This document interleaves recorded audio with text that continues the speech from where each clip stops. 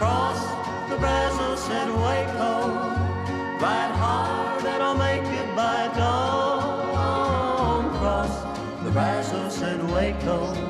Welcome to the Waco History Podcast. I'm Randy Lane, great-grandson of Waco architect Roy E. Lane. Over 100 years ago, he designed the Alico Building, Hippodrome, and other well-known landmarks. My co-host, Dr. Stephen Sloan of Baylor's Oral History Institute, is helping me learn Waco's known and unknown stories. On this episode, Elvis and Waco. I'm probably the only girl alive that ever wiped off a kiss that Elvis gave. He was eating sweet pickles, and he pulled me over and gave me this kiss, and it was this sticky, sweet pickle juice. I just wiped it off. Janice Fadal, owner of the Elvis House in Waco, talks to us about her family's special bond with the King. Almost every weekend, he would come to our house. Come with us on a journey into Waco's past. Cross the Brazos and Waco, ride hard and I'll make it by dawn. Cross the Brazos and Waco, I'm safe when I reach San Antonio.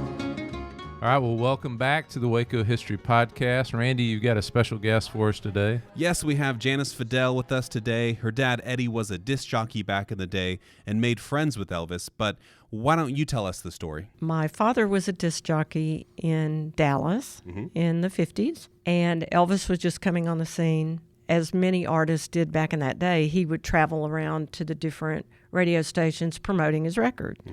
So he comes walking into my dad's studio where Daddy was working, and he comes walking in there and says, hey, would you play my record and help me promote my song and all that? And so, of course, Dad did, and they hit it off. They started talking, and Elvis was such a friendly person. And Daddy, he was always covering sports, entertainment back then, like he met many governors that came to Waco. I mean, he was just always on top of. So was this before he was famous? So nobody knew who he was at this point? He was just starting to take off. Oh, wow. Yeah. They struck up a friendship, and Daddy said, if you ever come to Waco, I'd love to have you to my house. My wife will cook for you. You can, just come over and hang out. And you'd never say that to a celebrity today, but back then Elvis said, yeah, sure. I'd love to do that. And so Daddy goes home. And he tells my mom, hey, I just met this guy. He's awesome. He's a great singer. His name is Elvis Presley. And my mother said, Elvis who? She had never heard of him. And then a few months later, Elvis appeared at the Heart of Texas Coliseum. And Dad went to the stage door and told the guard, he goes, I'm a friend of Elvis Presley's, and I want to see him. And he goes, yeah, well, so are all these other people. They all want to see him, and they're all his friend. And Dad said, no, really, I am. He said, why don't you go ask him?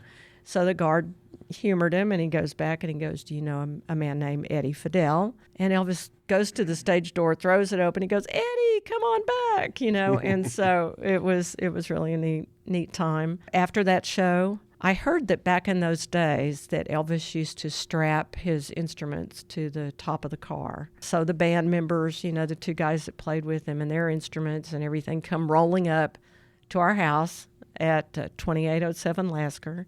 My mom has to throw a party. It's after a show, probably 10, 10:30, 11, maybe a little bit later, I don't know. And Dad shows up and he goes, honey, what have we got to eat? So she's pulling out stuff, and I actually remember just a little bit of that. I was only about 2.5 years old, but our living room was full of smoke. There were a lot of people in there. Different time then. Different time. Music was playing, on the record player, really loud, and it was late at night. I remember that. Elvis was there, so it was really, really cool. Really, so what year was that? That would have been 56. 56. Yeah. Okay. So that's the first time he came to the house. Yes. Okay, great. Yes. Great. And then circumstances are going to change in Elvis's life that bring him closer to Waco. Absolutely. When he joined the Army in 1958, he came to Fort Hood, and he spent about 6 months there from March 58 to September 58. He was there for basic training, and he was in the tank division. Almost every weekend, he would come to our house. He eventually rented a house in Killeen so that he didn't have to stay on base. He really didn't like being on base. He was trying very much to be like one of the guys, but in his position, it was kind of hard.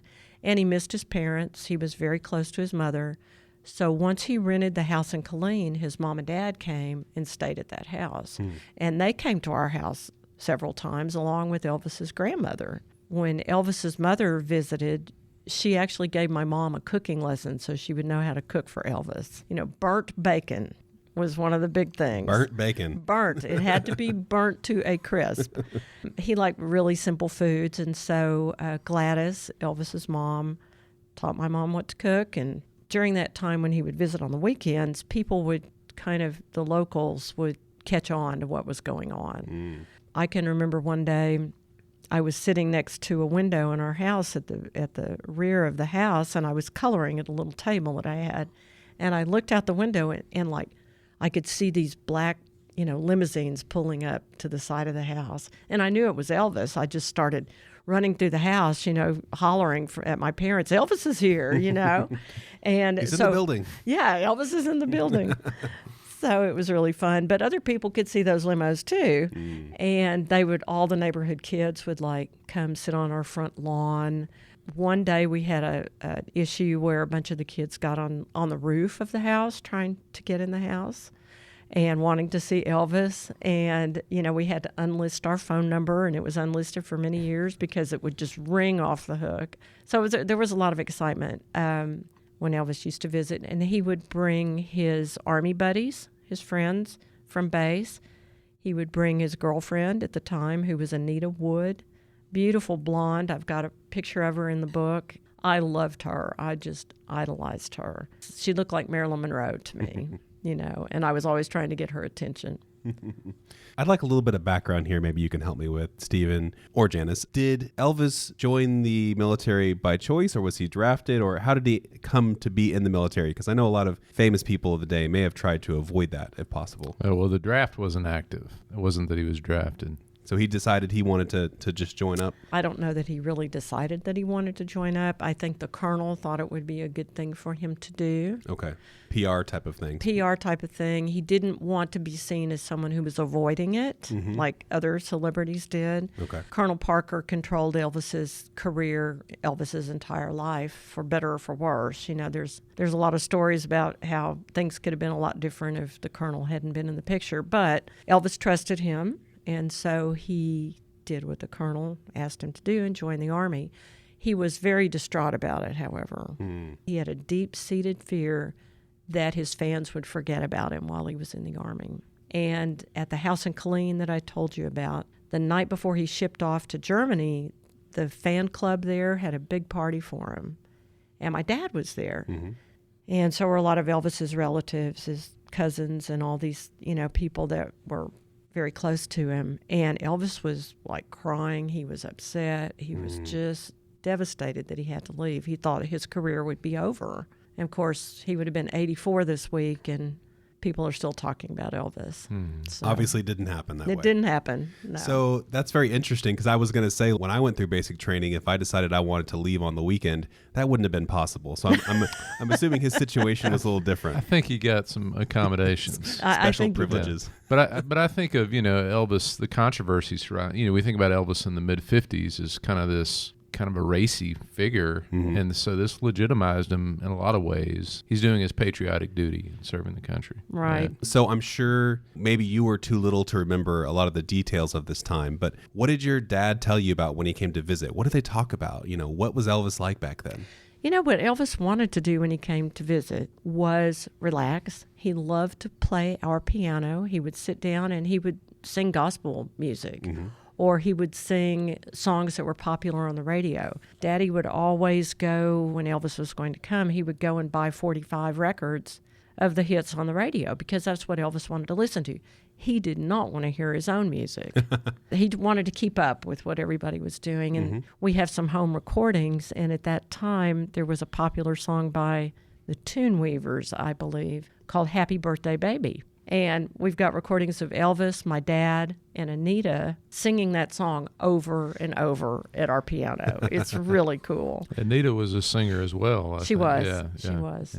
She gave a lot of that up for Elvis. But she did. Yeah. And she actually had quite a career. She was from Mississippi, and she had a career I think she was in Memphis. doing a radio show for teenagers, the latest on music and whatever, and that's how she met Elvis.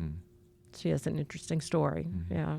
Do you think he kind of looked at your dad as kind of like a father figure? Because there is a bit of an age difference there, right? Absolutely, he did. In fact, Daddy told me later, and told a lot of people, my dad used to go and speak to Elvis fan clubs in later years, and he had a story that Elvis had actually asked him to take over for the Colonel. He said, would you manage my career for me?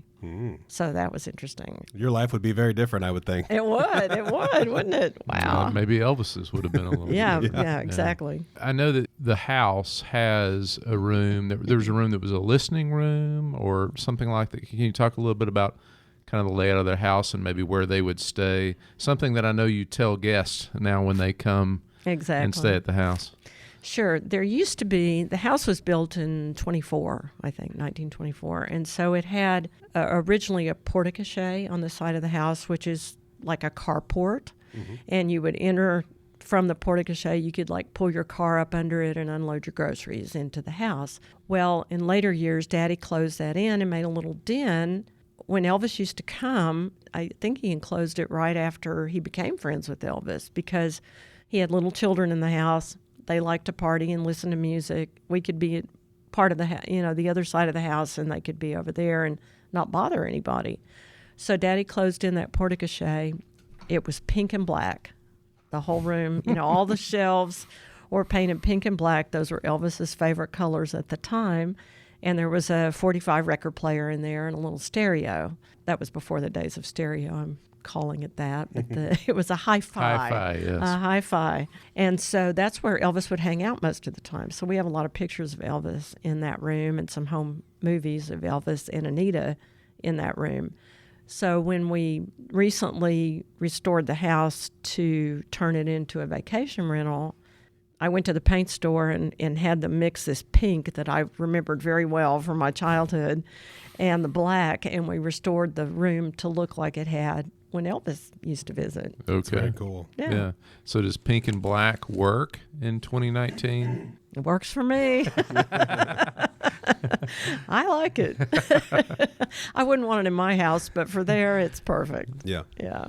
And you brought this really cool book with lots of information about Elvis and the history.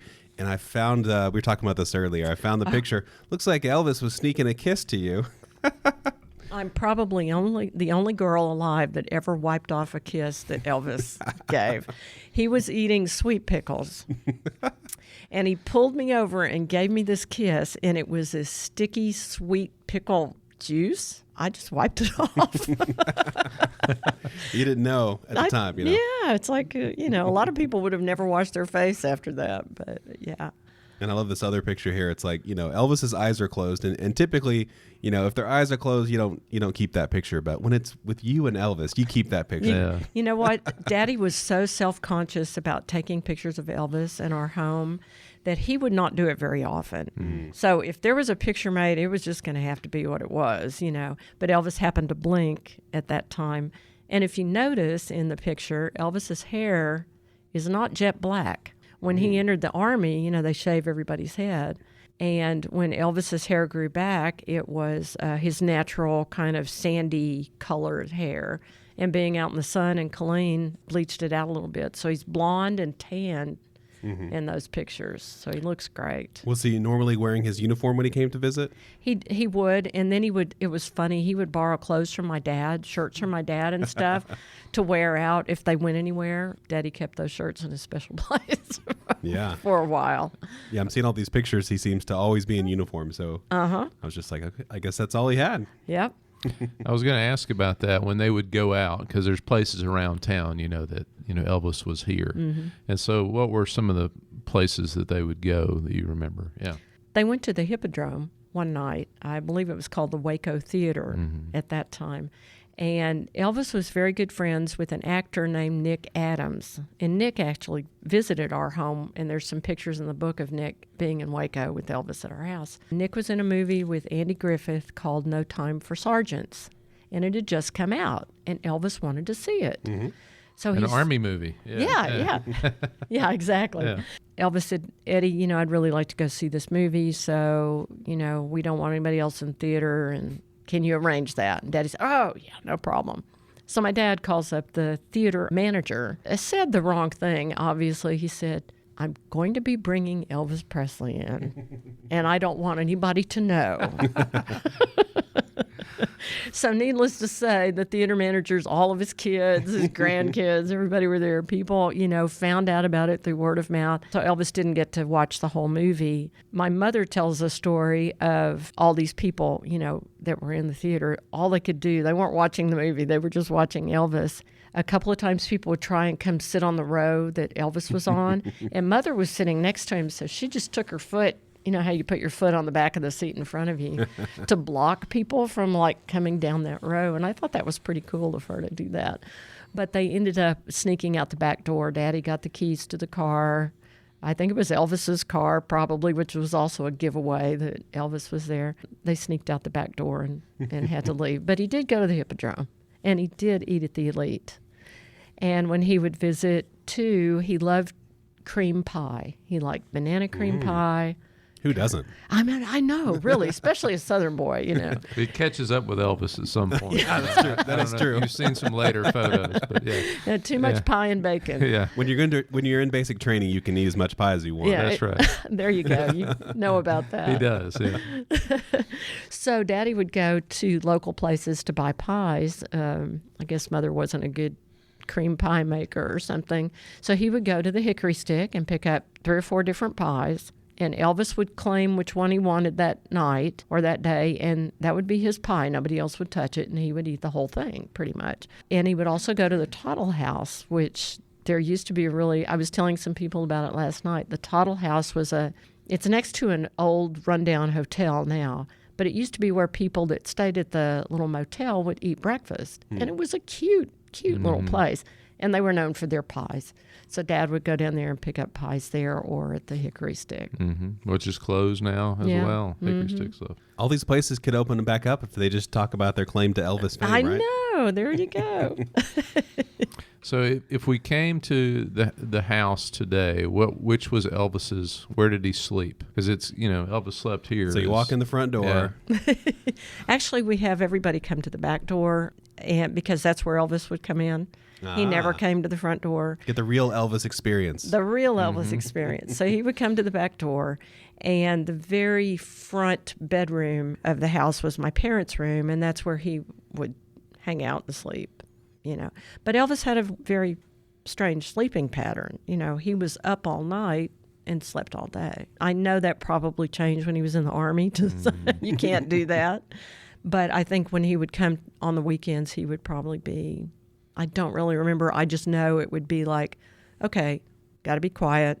Elvis is trying to sleep, that kind of thing. So I think it's interesting. I've heard this about other celebrities that, because they're famous and people all want to bother them and take pictures or autographs, that they kind of seek out people that will help them, keep a normal kind of life. It sounds like that's what your parents did for him. That's right? what they did for him. And they weren't the only ones. There have been people that befriended Elvis and took him in like that because he liked a family atmosphere. Obviously, he surrounded himself with the Memphis Mafia. Some of those people were his friends since elementary school. He liked to have people that would make him feel safe all around him. And my parents were some of those people. So even my relatives, my father's brothers, weren't allowed to come over when Elvis was there. It had to be strictly our family. Because it's a big family. It's a big family. Yeah, Yeah. It could have turned into a real party there. But there was one day Elvis wanted hamburgers. And my folks didn't have a grill or anything. And one of my dad's brothers had an outdoor barbecue pit, with the bricks, bricked in. It was real modern for those times. Everybody, that was cool had one of those. So Uncle Louie had that in his backyard. So my dad asked Elvis, would you mind if we went to Louie's house and let him cook the hamburgers? And Elvis had actually met Uncle Louie one day. Uncle Louie was quite a character. He walked in the back door of our home. Elvis was sitting back there. He totally ignored Elvis, totally ignored him, and went straight, looking, for my dad. He just wanted to see my dad. talk to him. Well, that really impressed Elvis. Uncle Louie could have cared less who he was, probably didn't even know who he was. But anyway, who knows that? And so Elvis said, yeah, I'd love to go to Louie's house. So we go over to Uncle Louie's house. They put a record player outside on the back patio. They grill hamburgers. Elvis plays their piano, dances with my cousin Sandra. I remember that day. It was really fun and very special. So, yeah, he liked a family atmosphere. Are there any other fun stories of Elvis being at your house or with your family?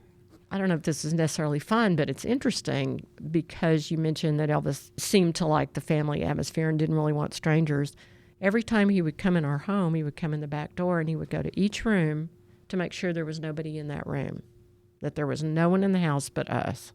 So I think that's kind of interesting and kind of telltale about what kind of person he was. It is funny because there's a lot of stories about Elvis's strange behavior, and it's like how much of that is him and how much of it is the celebrity being thrust upon him. Yeah. So, well, if you think about it, he was the first person really to have that kind of fame. He could not go anywhere without being mobbed. So it had to be, a challenge that nobody else has ever faced. And it wasn't easy. I don't think that was good for him, mentally. I think we saw that play out in his life. But it's kind of sad. But he would do things like rent, roller rink or a bowling alley or a fairground and just take whoever he wanted to play all night. He loved doing things like that. So he was deployed in 58, I guess, to Germany. I'm interested in maybe elements of an ongoing relationship that they had kind of after that time period or what that looked like. Right. Yeah. Let me go back just a little bit. Sure. When Elvis was at Fort Hood, his mother passed away, and she was in Memphis at the time. That was really traumatic for Elvis, as we found out about him, how close he was to his mother. And so Dad was very pivotal in Elvis's life at that time. He actually went to Memphis and helped with the funeral arrangements for Gladys. And he was with Vernon, Elvis's father, just helping manage things at that time. Then when Elvis came back, I guess it was in 1960 when he got out of the Army, Daddy visited Graceland, stayed up there for about a month with Elvis at the house, and that was really neat. And then, I'm not sure what year it was, I believe the movie was Follow That Dream. Daddy went out to California and hung out with Elvis and was on the set of that movie. And then after that, it seems like they kind of lost touch. I think part of that was the Colonel. Maybe he got wind that Elvis wanted my dad to maybe possibly help him with his career or help manage him, and I don't think the Colonel liked that idea. So some things, it tapered off, which was sad for my father because he felt like they were really good friends, but whatever the Colonel said is what happened. And then when Elvis passed away, Dad went up to Graceland and stayed a couple of weeks helping Vernon again with the funeral arrangements, and Dad, being part of the press, he helped manage the press, release some information, to the press at that time of what was going on in the house and help manage everything that was going on up there. Randy's too young, but I remember vividly when the day Elvis passed away, and of course it was an international thing when it happened. But I'm interested if you remember your father's reaction, your family's reaction, even your reaction that day. It was so unexpected. He's 43 or something. 42. 40, yeah, a pretty young man. So if you could share. Sure. I was working. I was a hairstylist at that time, and I was working at Head Shapers back in the day, and the radio was on. And it said, special report or whatever, Elvis Presley's passed away. So immediately I go to the front desk to use the phone and call my mom, and I say, does Daddy know about Elvis? She goes, yep, we're packing right now. So she was getting his suitcase packed. He was ready to go to Memphis. He left that same day. Of course he was devastated. I mean, the whole world was devastated by that. Personally, I love the family history. I'm a little bit different generation musically. I'm more of a Beatles fan and, that generation. The older I get, the more I appreciate, especially the early Elvis. I I love that. I think it's awesome. Well, that's what we like to think about when we think of Elvis. Yeah, we do. We don't think of the comeback special and, that Elvis. The comeback special is pretty cool if you go back and watch it now. I think, a lot of Elvis fans who I've gotten to meet from going to Elvis Week this past year, they love everything about Elvis. The 50s, the 60s, the 70s. The costumes. Yeah, all of that. I'm strictly a 1950s Elvis girl, and that's probably for a couple of reasons. One is that that's the Elvis that I remember. But two, that's when he was young and sexy and different and just changed the world. That was just so exciting, I'm sure, for the people that were teenagers at that time. It's like hearing the Beatles for the first time, how revolutionary that was and how exciting, and everybody screaming and going crazy. They did the same thing over Elvis. So I know that had to be a really special time in his career. And I think it was also Elvis's happiest time. So to me, that's my favorite Elvis. But Elvis fans love everything about him.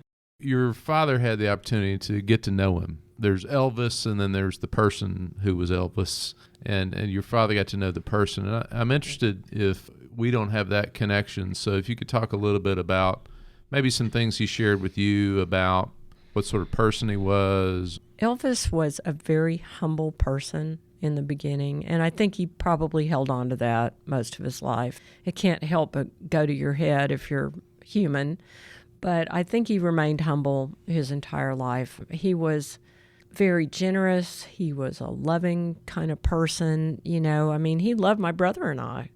He would always hug us and make us feel important. He loved kids. He was just I think he was a very simple, rather innocent person, real Southern boy, grew up in the church. His mom coddled him. He was actually born a twin. His twin brother passed away at birth. Elvis and his mother were very, very close. They even had their own language that no one could understand except them, that they spoke to each other. It was kind of a mix of baby talk and who knows what else. But I think Elvis felt a really spiritual connection, too, to his brother. And he felt that he was very lucky to be the one to live. And I think that he felt he had a special purpose to fulfill. So those were different things that came up, that my dad would talk about. And, of course, when I read things that other people have written about Elvis, everybody says the same thing. So it's really interesting and curious. This small town, rural Mississippi kid that becomes, I'm doing air quotes, Elvis, this kind of bigger than life figure.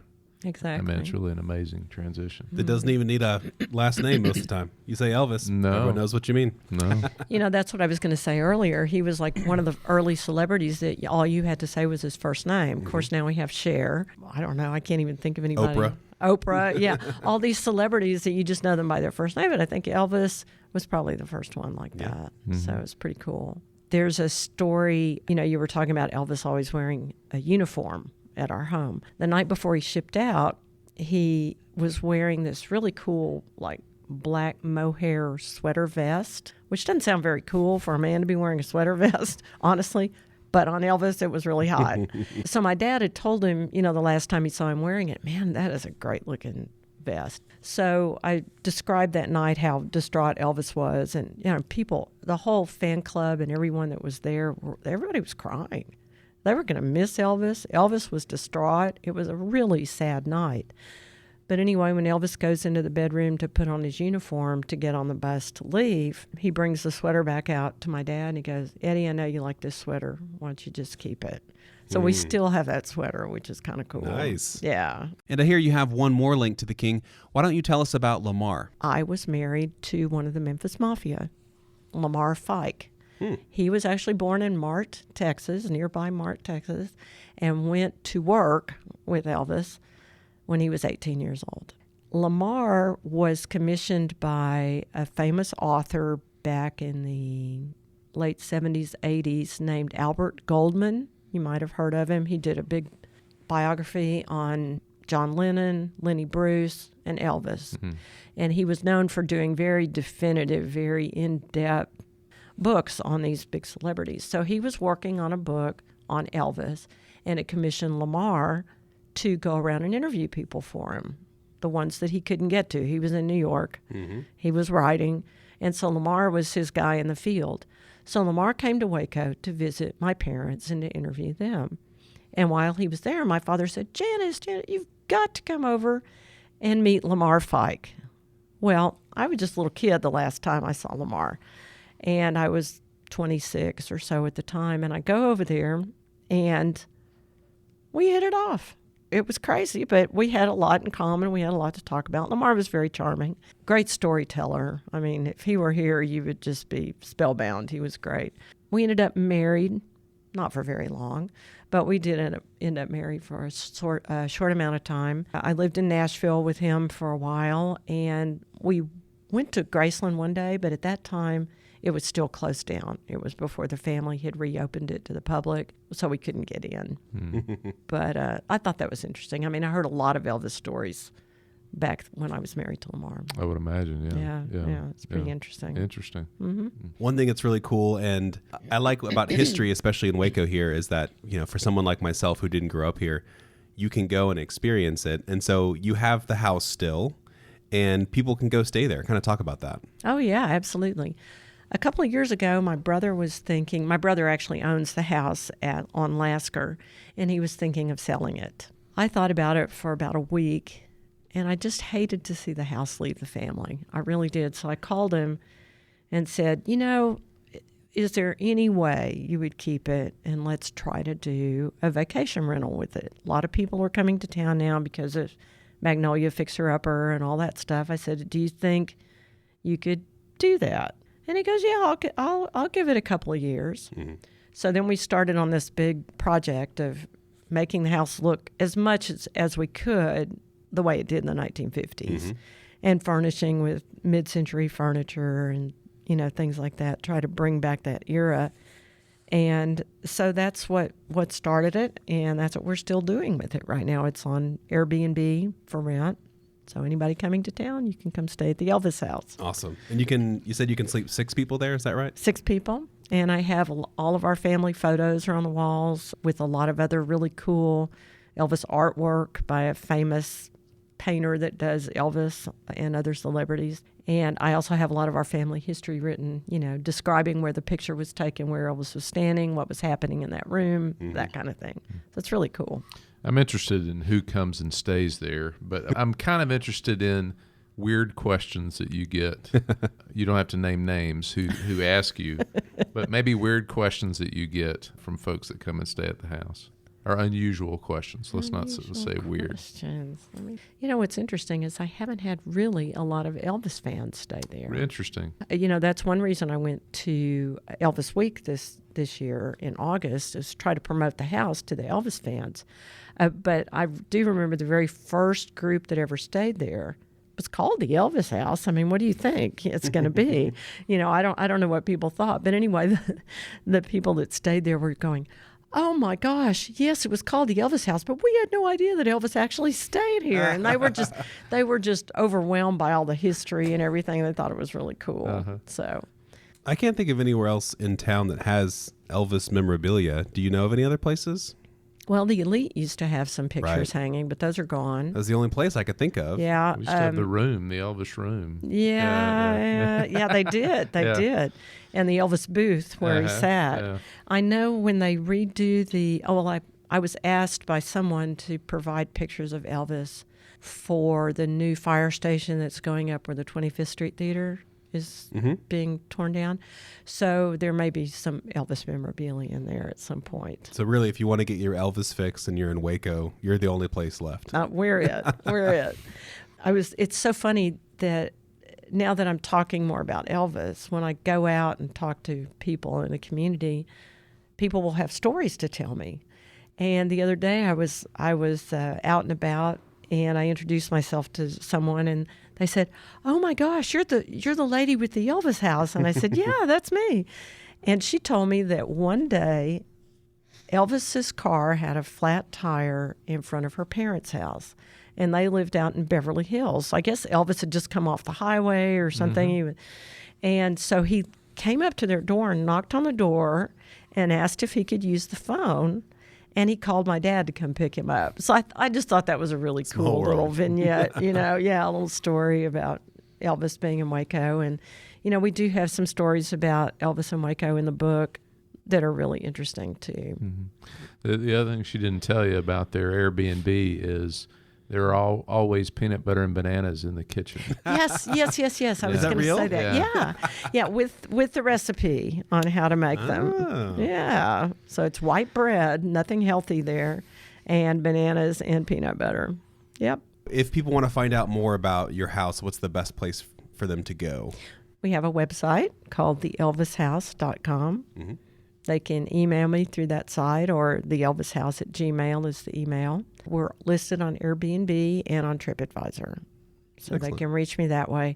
We do sell the book. It's called Elvis Days. It's on the website. But if people want to contact me through the email, I could probably give them a better deal. Oh. So maybe there they you should go. do Could that. They mention the Waco History Podcast and they get a better deal. Promo code Waco History Podcast. There you go. Perfect. All right, Janice, thank you so much for sharing your story and your family's history with a living legend here in Waco, Texas. Thank you, guys. It's been a pleasure. Cross the Brazos and Waco, ride hard and I'll make it by dawn. Cross the Brazos and Waco. Thanks for listening to the Waco History Podcast.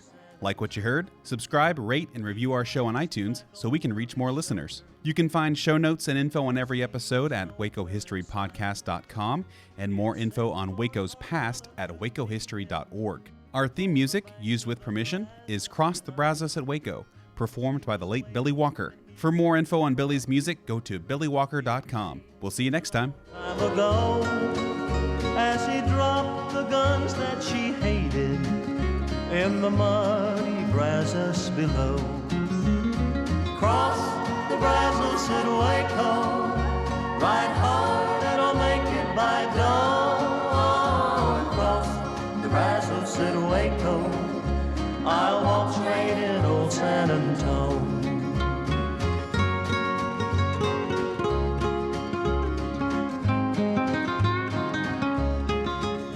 Then the night came alive with gunfire.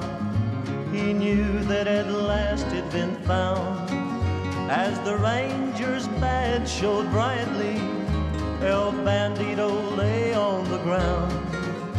Carmela knew he was dying, that all of her dreams were in vain.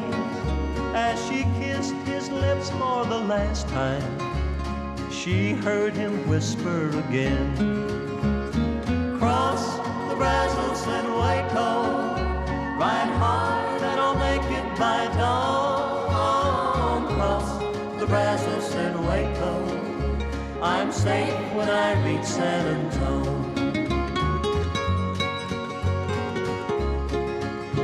I'm safe when I reach San Antone.